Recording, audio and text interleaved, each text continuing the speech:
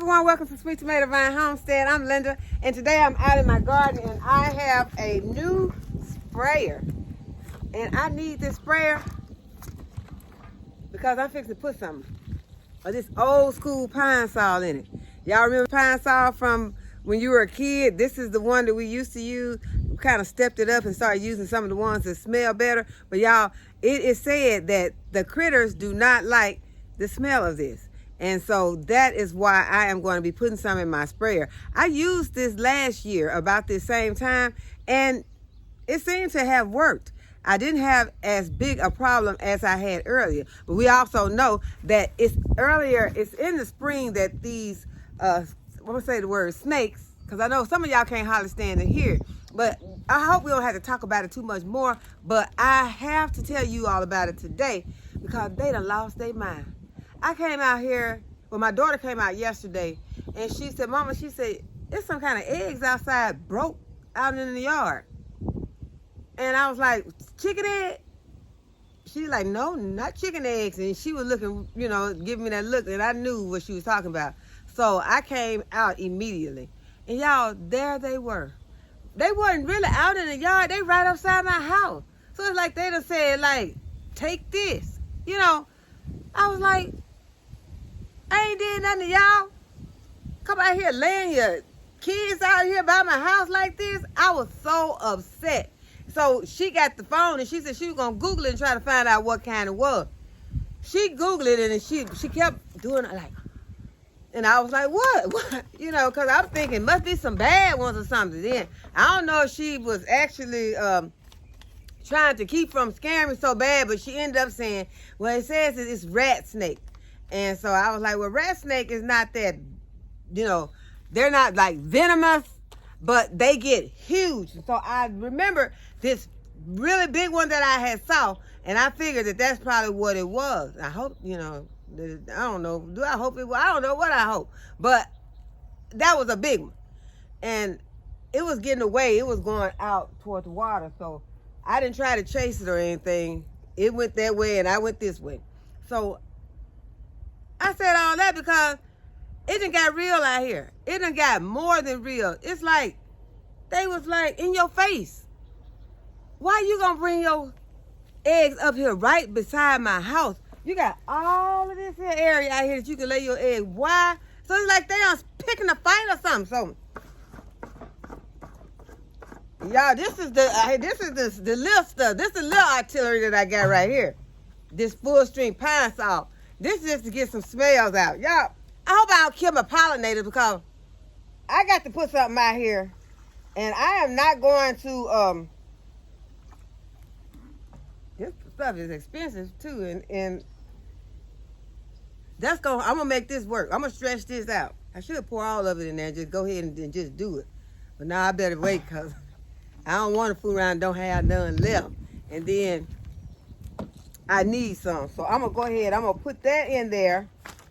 And I'm going to hook this up. And we're going to start to spraying. Because this don't even make sense. I've had, I've been living here for a long time. And I've had to deal with them. But it seems like every year, it's like, butterfly. But it's like every year, it seems like it just, like, I guess it just, in the spring that it just gets on my nerves bad. And then maybe later on in the year, if I don't see them so much, once it gets really hot. Because as I told you all, I think that once it gets real hot, they kind of chill out. Because, they don't want to be out here, especially on top of this plastic, slithering around on top of this hot plastic. I don't see them that much. So the times that I see them the most is if I'm out here late in the evening. They always like to try to come around. And the other day I was out here, it wasn't late, but it was in the afternoon. And so I don't like the way that it's making me feel. So I am going to, and I'm not going to keep talking about it all the time, y'all. I really am not. But I got to get something done. I got to get this taken care of. I am determined to take care of them so that I can feel better about this whole situation. So I'm gonna go ahead, I'm gonna get this all put together. Let's see. I gotta get the directions, y'all. I'll figure it out and I'll be right back. Okay, so I got it put together and I went ahead and I poured the rest of it in here because I don't want to stop when I start spraying it. And so I'm gonna go ahead, I'm gonna spray this and then I'm gonna come back and I'm gonna talk to y'all about something else.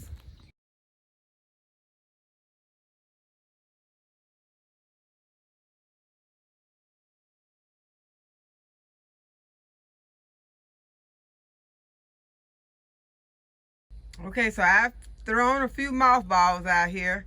I really can't stand the smell of these things, but I'm putting these on the outside of the house. I cannot stand them on the inside of the house, anywhere near anything that goes inside the house. They smell awful and they linger. The scent lingers in whatever it comes near. So it should run them away, but the only problem is after it rains, you have to go ahead and put these back out again. You have to reapply these after it rains. So just keep that in mind. Again, because the rain kind of dissolves them. We get off the subject completely.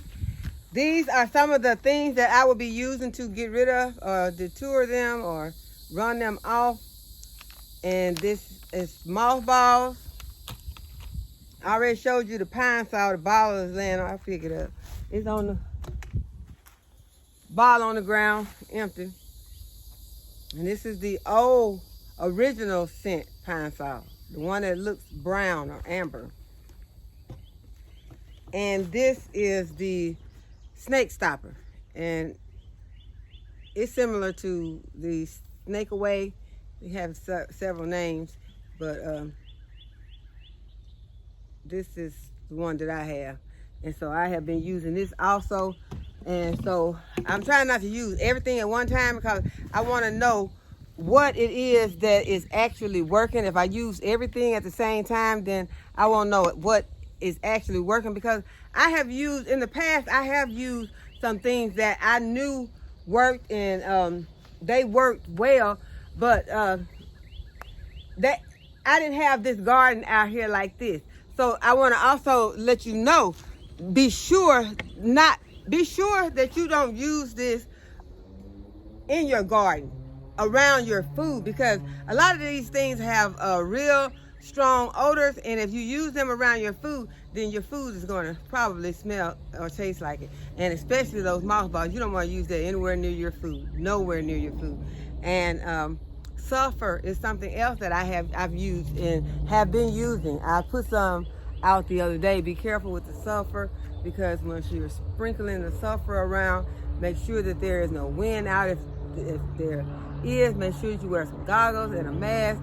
And don't ask me how I know, because the other day I had a mask on, but I did not have any goggles on, and the wind caught it and blew it right back into my eyes, and that was not good. And so everything kind of blurry right now, but make sure that you have some goggles on and mask. Okay, so now I want to show you all. We're gonna go and we're gonna take a look at the squash. It was asked, a question was asked of me in the comment about the squash, and I had been looking at my squash plants, and I had noticed that there are more male flowers on my squash than there are female. So let's go and take a look. Y'all, just a quick glance at the apple tree. This is the Golden Delicious apple tree.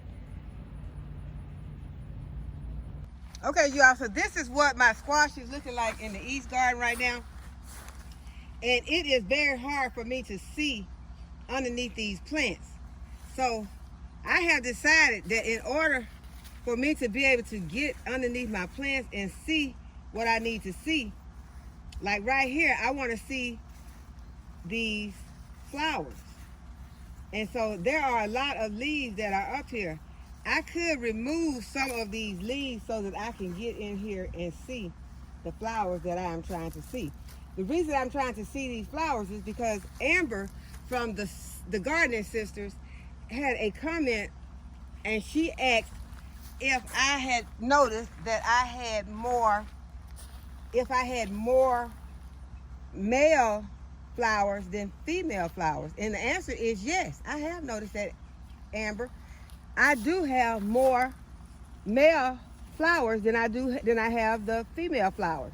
And as you can see, there is a female flower back there, and the reason I know that it's a female flower, let's see if I can get it where you all can see it.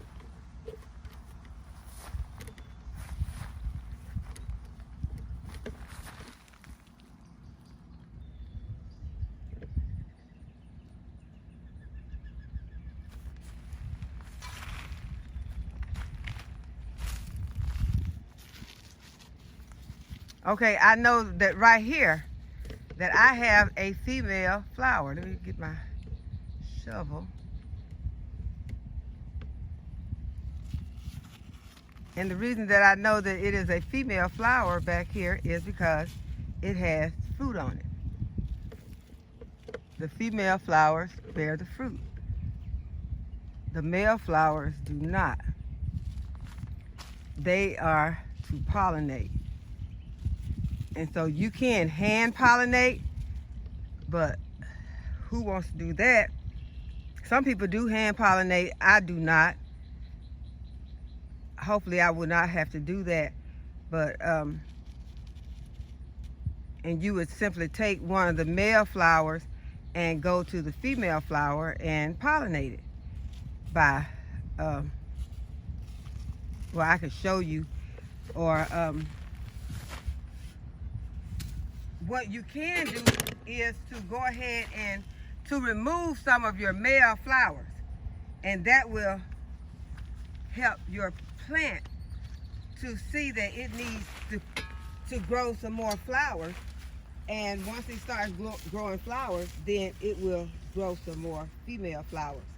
And so you just simply go in and see which one. Make sure that it is a male flower so that you do not get rid of any of your female flowers, since you're having a shortage of female flowers. And sometimes you may look out and see that you have more female flowers and only have one male flower. So if you have that case where you only have one male flower and all of the other flowers are female flowers, then you will definitely want to hand pollinate.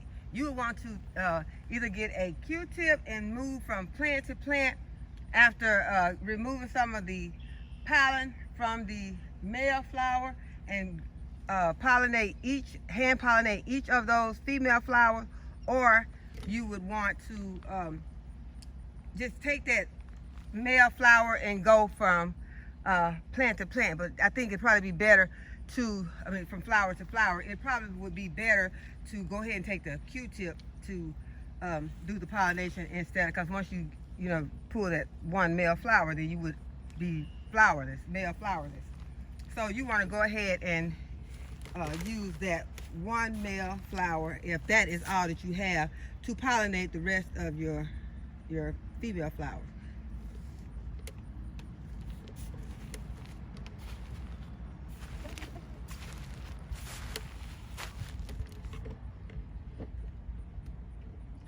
But I'm gonna see if I can find one that has more male, because right now I'm seeing, they're closed up right now, and I cannot tell unless it has fruit on it. But just because it don't have any fruit on it right now does not mean that it's a male flower.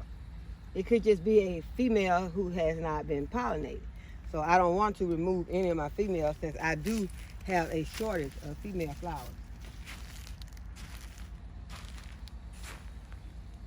More male flowers than I do female flowers. And so in a case like that, when you know that you need to have more female flowers, because the female flowers are what is going to give you your fruit, then you would want to come out and you would want to find those overabundance of male flowers. And what you want to do is to simply make sure that it is a male flower, and then you would want to go ahead and you would want to remove some of them. This is what the male flower looks like. So you would take this male flower, if you had more female flowers than male flowers, and if I didn't have a lot of male flowers, I would not completely take this off. I would just take a Q-tip and take some of the pollen off of it and go and hand pollinate.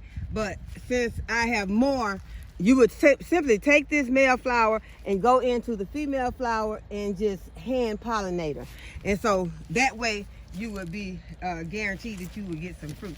So you could also, if you had more, you knew that you had more of the male flowers, you could just go and you could just remove some of those male flowers.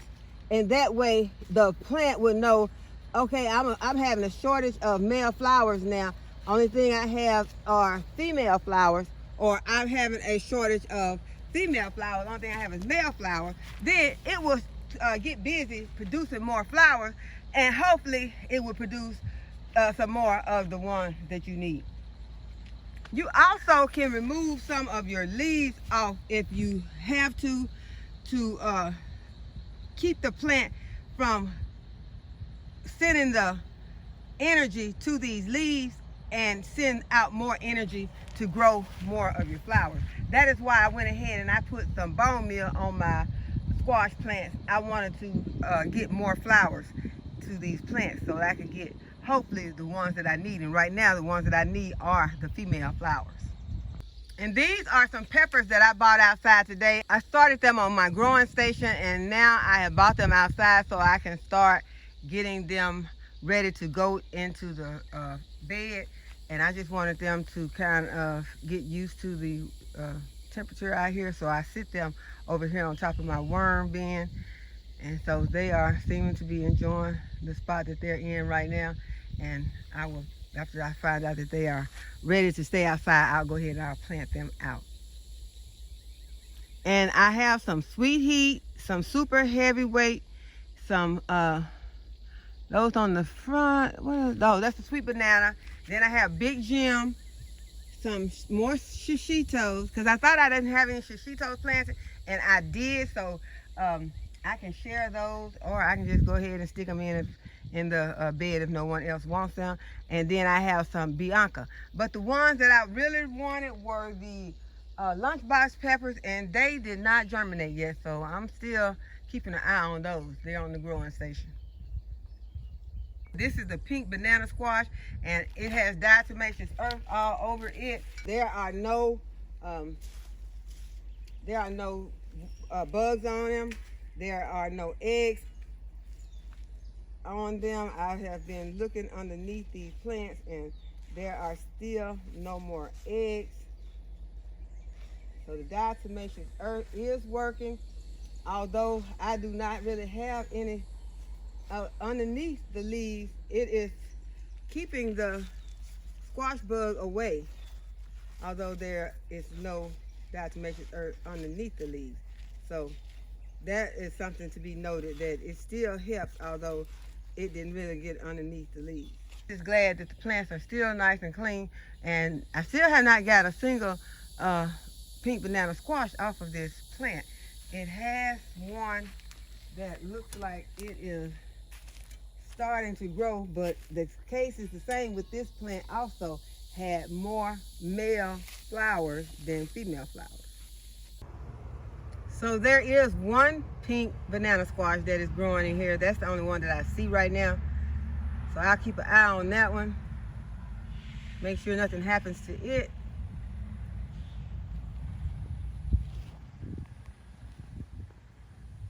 But I will make a note that this huge plant does not have a one squash on it. And you would think that a plant this huge would have more fruit on it by now. So this is the first time that I have ever tried this pink banana, so we'll see what it does. And if it does not do any better than this, we will be striking it from our list. Because as you can see with this butternut squash, this butternut squash is in a 5-gallon bucket, and it is doing much better than that plant, although it only has a few leaves on it, and they don't look that great. The plant does have a nice size butternut squash on it underneath there.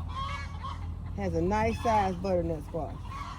So that says a lot for that plant and that variety. Okay, now what's going on over there?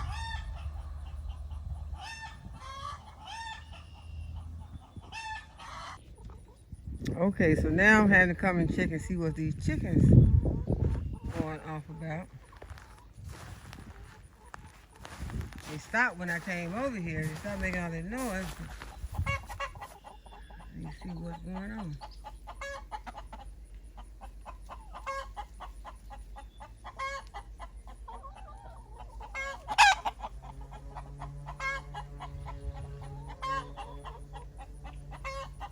I don't know if something trying to get in there or if they just all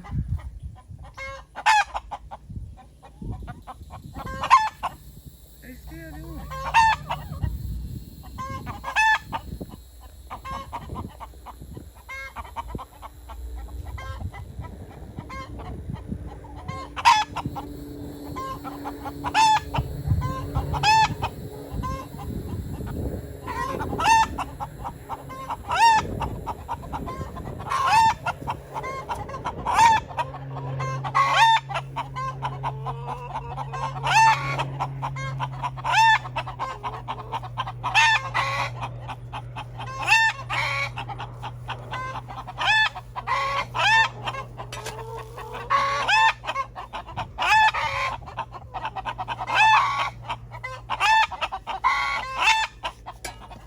Anything. I wasn't even aware that I had corn that was ready to eat, and something has been out here eating the corn.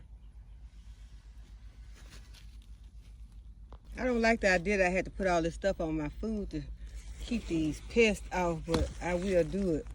So see, I would like to just eat this right now, but I can't because I got all this diatomaceous earth on it. Although it is food grade, and you can, I ain't gonna tell y'all that, but it's food grade, but I'm not gonna eat this, but it sure looks good. See if I got any more.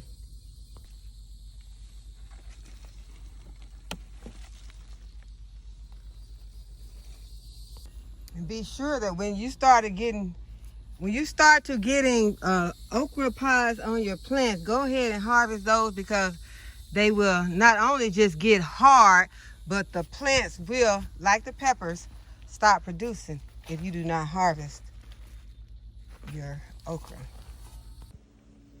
And I just wanted to show you all that the sweet potato slips that I planted the other day that looked so pitiful, they didn't have any leaves on them. They are getting leaves, so they are going to be okay. If you do get some like this that are just like cuttings, sweet potato cuttings more than slips, but it'll be a good idea to put them in some water and then let them develop a good root, but this is turning out okay. And these onions have not laid over yet, so I'm going to leave them.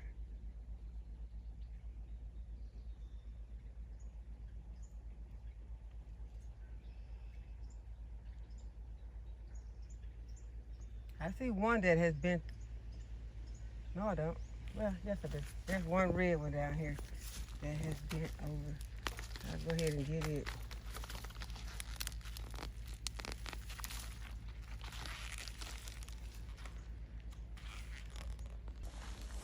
I would like to stop for a little sugar break.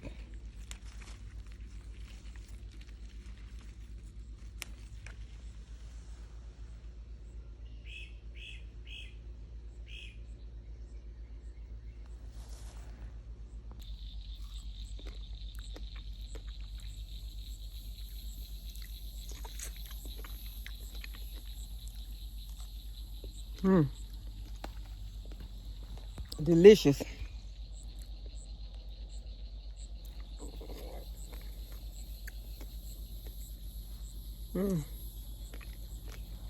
Delicious. Yeah, and this is the squash I was about to show you before the chickens started making all that noise. And I think it has grown in those few minutes. That's how fast squash grows. All right, this is the first sunflower to bloom this season.